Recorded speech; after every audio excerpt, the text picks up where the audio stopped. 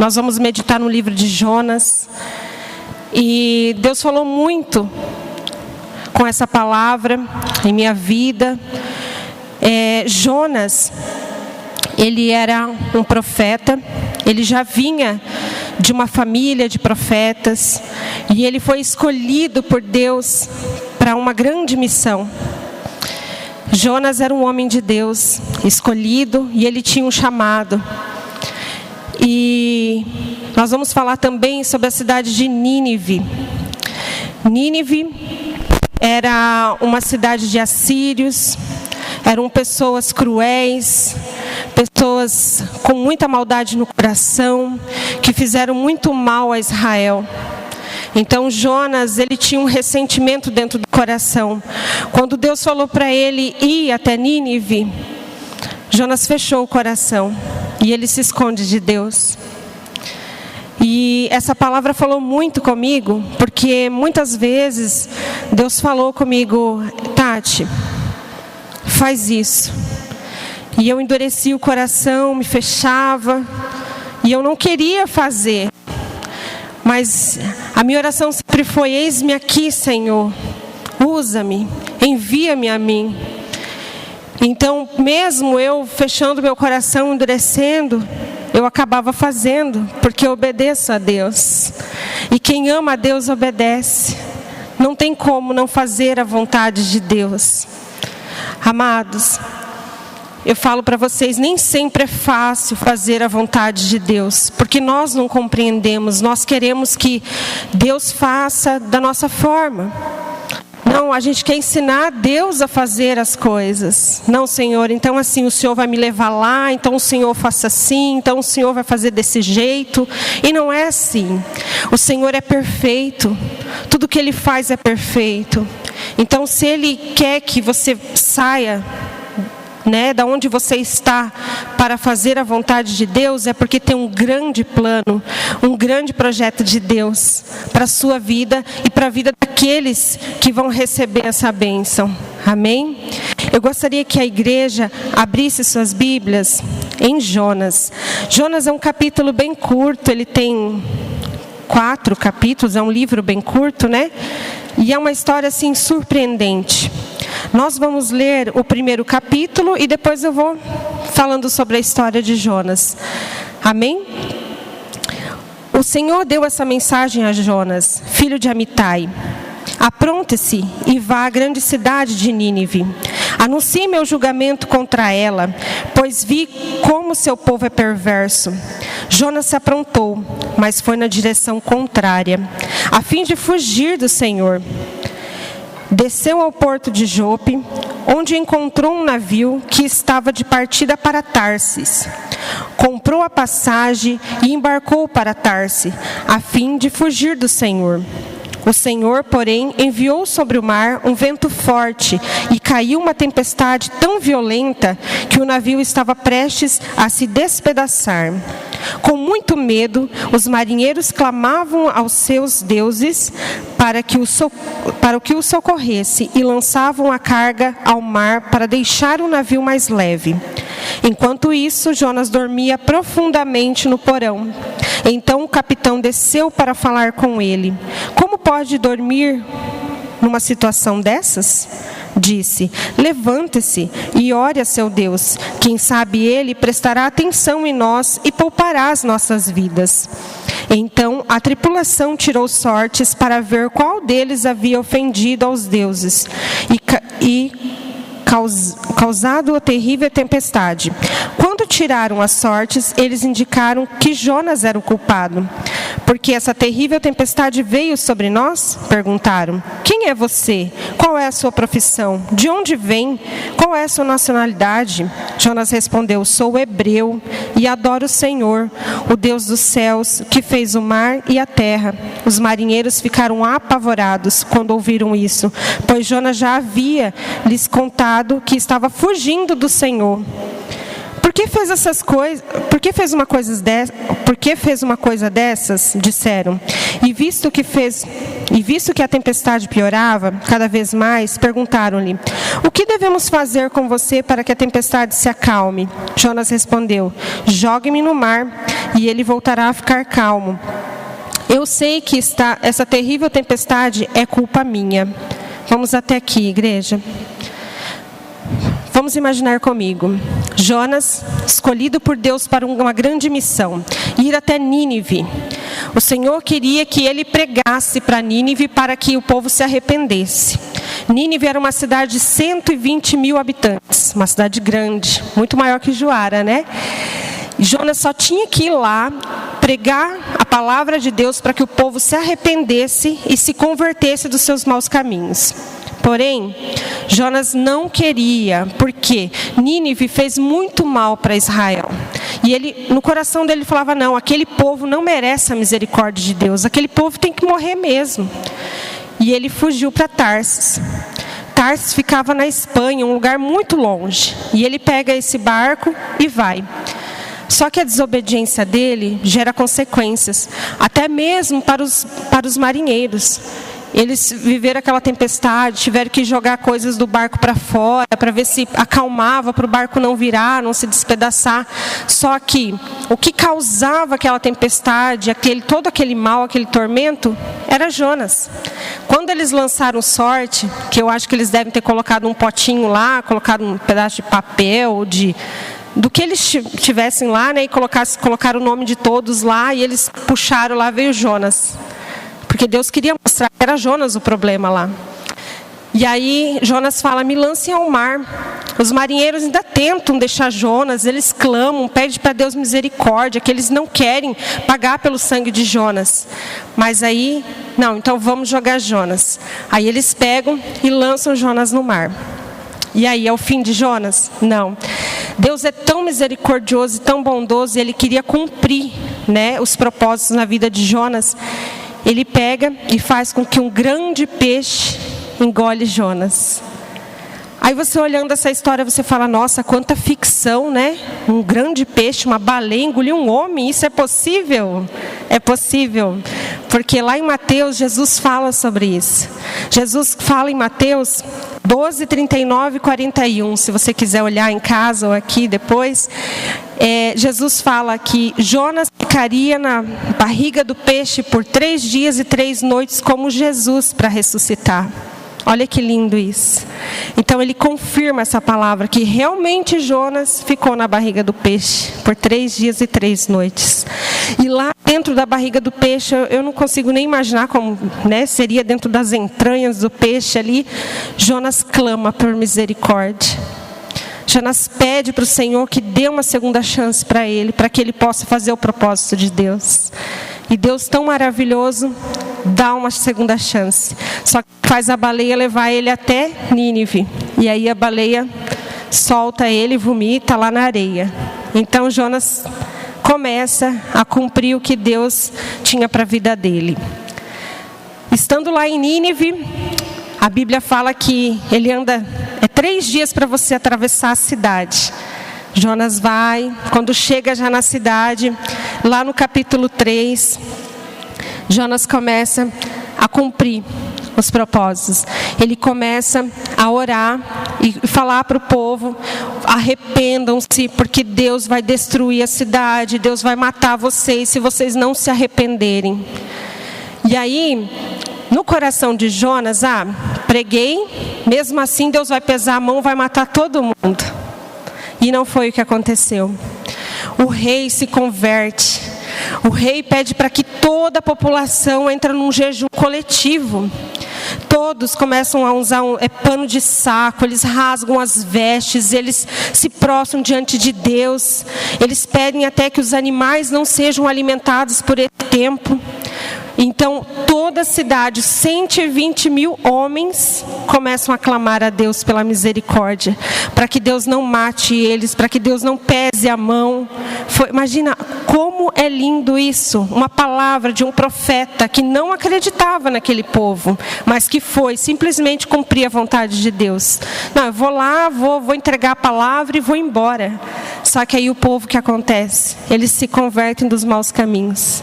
E Deus não pesa a mão sobre Nínive. E eles são abençoados. Olha que coisa mais linda. Eu até me emociono de ler essa parte. 120 mil vidas foram salvas. Para Deus não importa. Eles são maus, eles foram maus, eles feriram muito Israel, mas Deus é um Deus de misericórdia. Ele perdoa. Ele nos perdoa todos os dias. Quantas vezes nós não erramos, não pecamos, e Deus mesmo assim nos perdoou, porque Ele nos ama. E o que Ele mais quer é o nosso coração, amém? Então, Jonas deveria se alegrar com a situação, né? Poxa vida, todo mundo agora está salvo, Deus não vai pesar a mão. Que linda conversão. Não. Jonas, ele age como um menino birrento. Eu falo, um menino birrento. Ele vai para um local e ele fica muito irado com o Senhor. Ele fica bravo, imagina, querer se irar com o Senhor.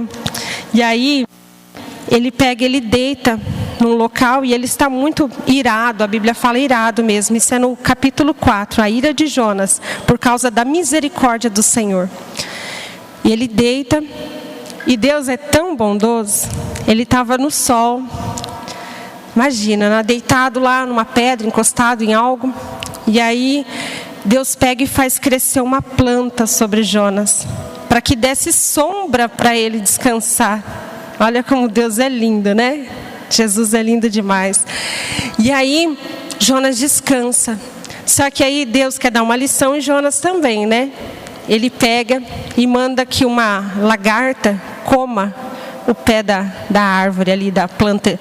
Tem palavras na Bíblia que falam, versões que falam aboboreiras, né? Outros falam plantas.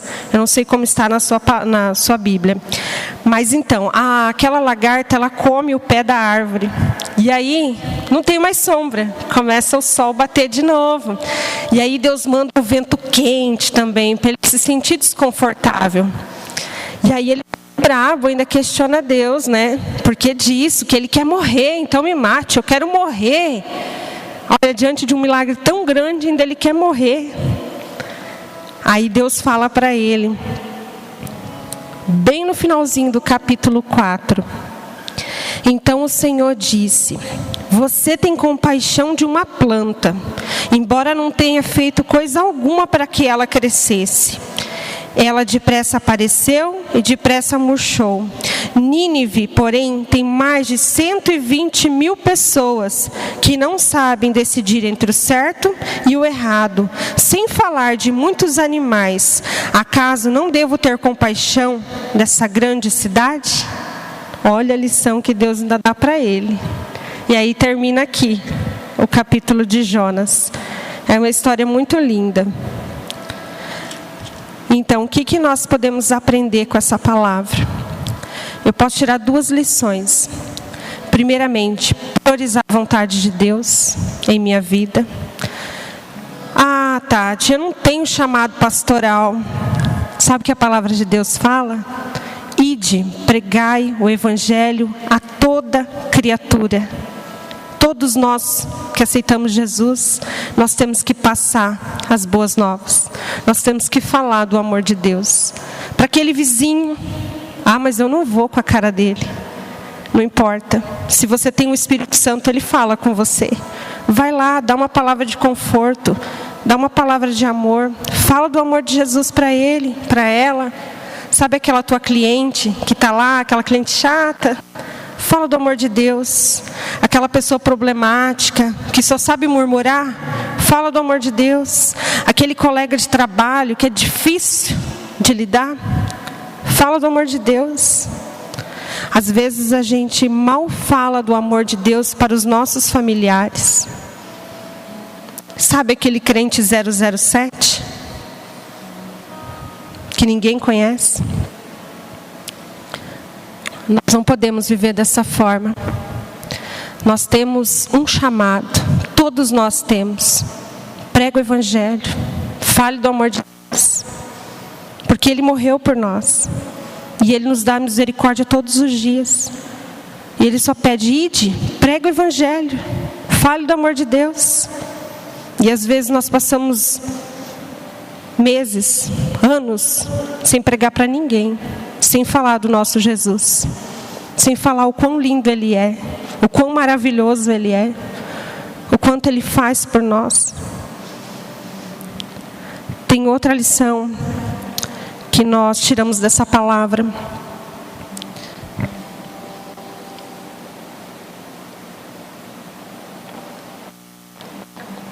A desobediência gera consequência. Quando nós desobedecemos, tem consequência. Tem consequência e nos afasta da presença de Deus. Nos afasta do propósito de Deus.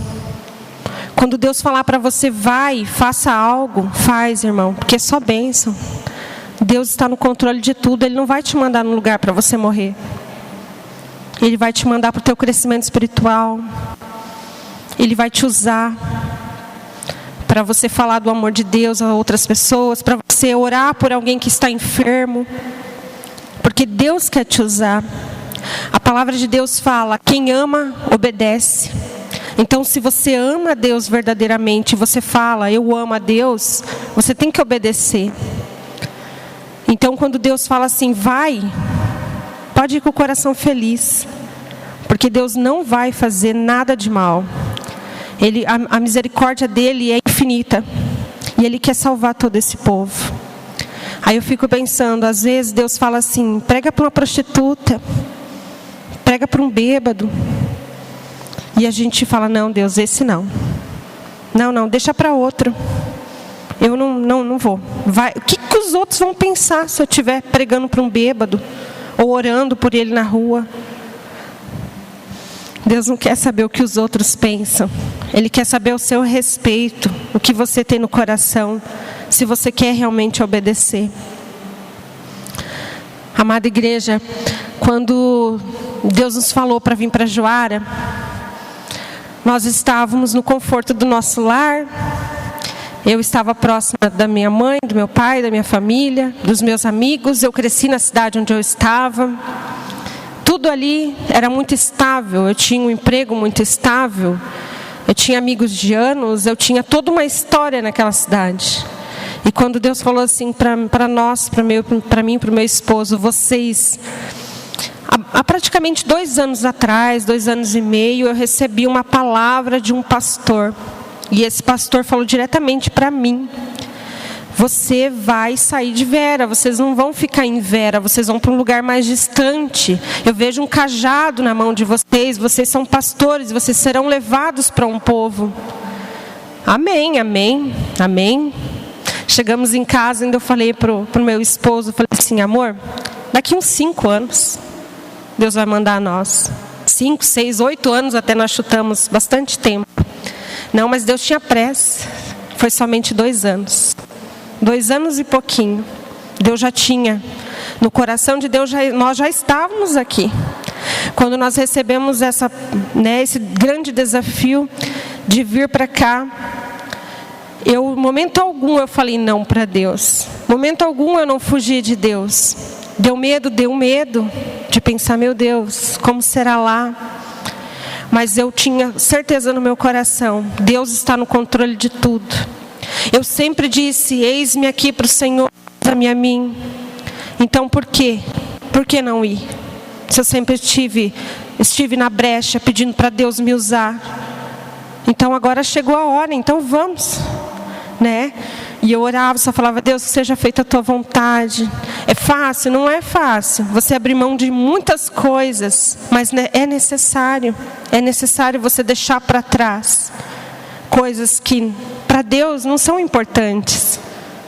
Para Deus, o que Ele mais queria é que nós chegássemos aqui, que nós conhecêssemos vocês e que nós fizéssemos a vontade dEle.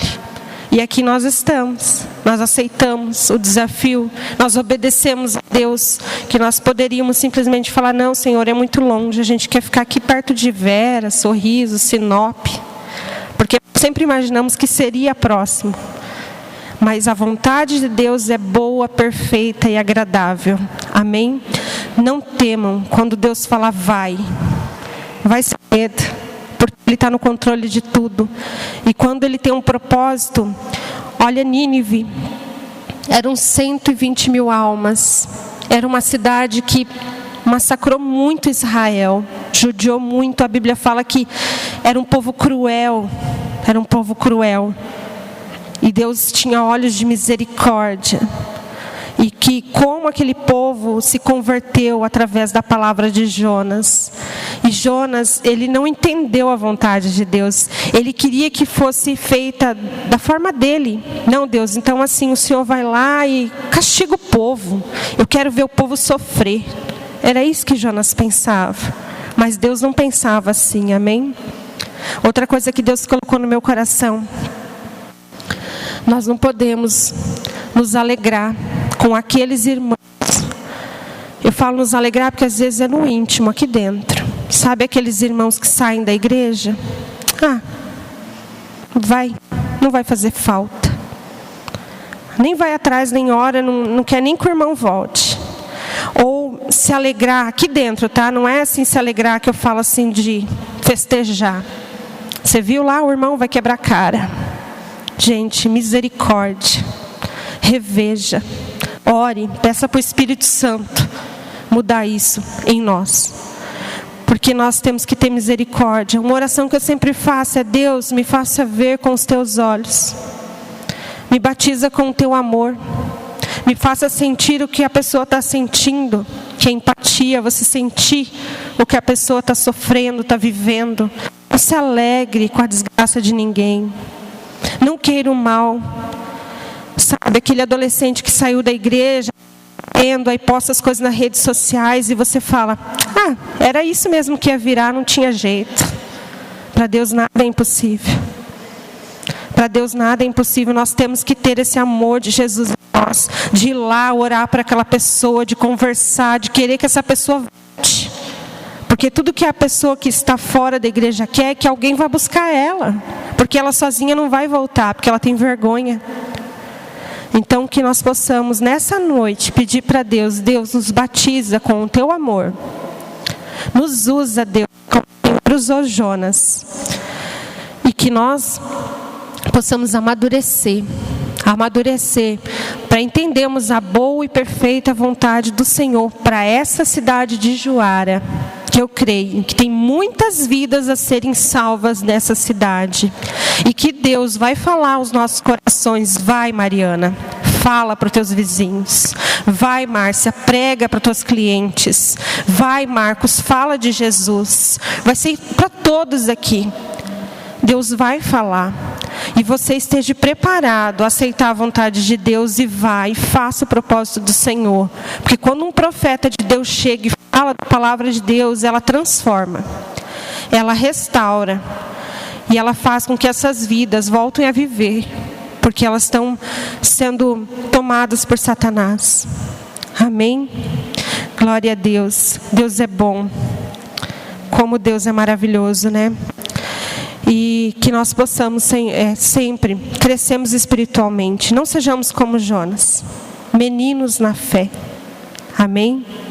Deus quer que a gente cresça espiritualmente. Então busque, leia a palavra de Deus. Tenha uma vida de consagração ao Senhor. Que é o tripé, amados. Leitura da palavra, oração e jejum. Se você não tem esse hábito, começa a ter. Começa devagar, começa jejuando, lendo a palavra todos os dias. Porque a palavra de Deus, ela se renova todos os dias. Esse texto aqui, se eu for ler amanhã, o Espírito Santo já fala de outra forma comigo. Então que possa estudar a palavra de Deus. Peça, mas eu tenho preguiça, eu não consigo. Peça para Deus te encorajar a fazer isso. Peça para o Espírito Santo queimar no seu coração. E toda ação tem uma reação. Se você acorda de manhã mais cedo, pega a palavra, senta, leia, Deus vai falar com você e o seu dia será totalmente diferente. Porque Deus não perde, amém?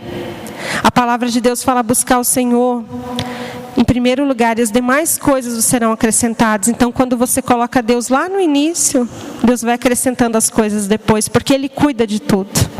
Ele cuida de tudo. Não fuja do propósito de Deus, amém? Que Deus nos abençoe nessa noite. Eu agradeço ao Senhor pela oportunidade de poder falar com a igreja, porque eu estava assim, ansiosa para estar aqui. Obrigada a todos. Eu te peço, fique de pé. Vamos orar ao Senhor. Vamos agradecer a Deus pela sua misericórdia. Aleluia. Feche os seus olhos. Obrigada, Deus. Obrigada, Pai, porque o Senhor, Pai, é maravilhoso, Deus.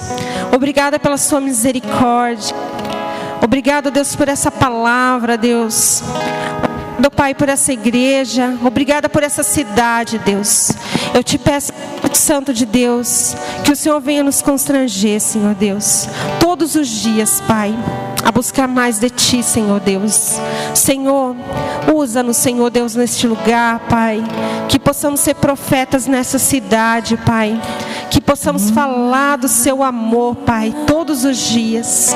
Pai, nós queremos que pessoas precisam, Pai, ouvir a Tua voz, Pai, precisam ouvir a Tua palavra, Pai, e eu creio, Pai, que o Senhor vai usar a Sua igreja neste lugar, Pai, que o Senhor irá salvar muitas vidas nessa cidade, Pai.